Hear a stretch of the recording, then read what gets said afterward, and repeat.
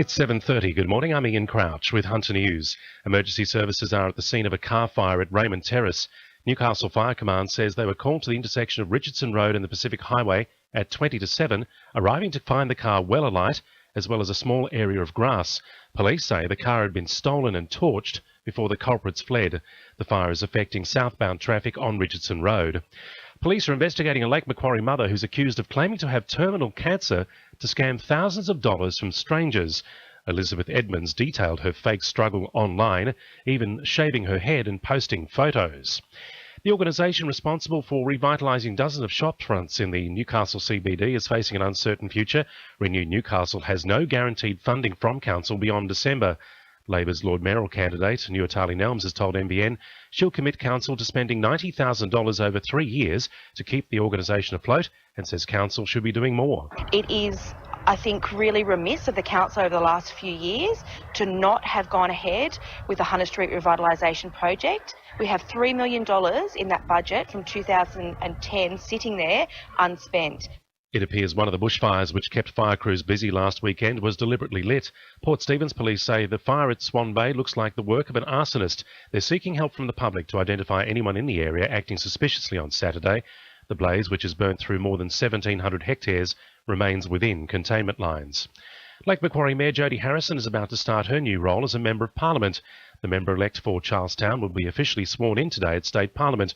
Jodie Harrison says she has no qualms about wearing two hats as she prepares to start work as an MP. It's my full intention to serve the rest of my term as Mayor out, which will be until September 2016. Newcastle's Tim Crackenthorpe will also be sworn in today. Hunter councils are urging residents to help keep track of the region's wildlife with a koala count. The National Parks Initiative will be held from November 7 to 17, bringing the community together to document the species population via the web and the BioTag app.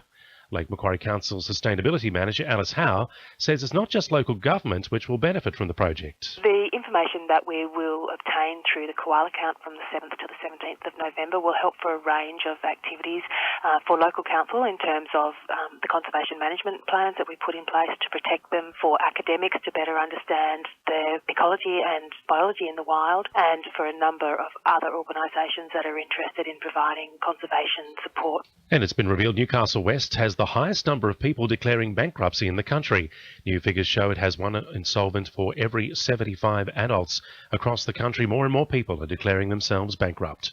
Now with sport, Cecilia Connell. All eyes will be on Flemington this afternoon as the clock ticks down to the iconic race at 3 p.m. Newcastle trainer Chris Lees has a shot at Melbourne Cup glory, with former New Zealand Mare Lucia Valentina maintaining a solid position close to the top of the betting charts. Meanwhile, race favourite Japanese stayer Admire Rakti will attempt to become the 12th horse to win both the Caulfield and Melbourne Cups in the same year. The laying of new turf at Hunter Stadium is close to complete in time for the Newcastle Jets' first home game of the season against Melbourne Victory this Saturday. The ready-to-play turf will have less than a week to settle, but stadium staff have assured the club this won't be an issue for players. And on the fairway, Newcastle was unrepresented at the New South Wales Country Championships in Parkes for the first time over the weekend due to a lack of player availability, with Charlestown duo Blake Windred and Braden Peterson both forced to withdraw to attend an elite training camp.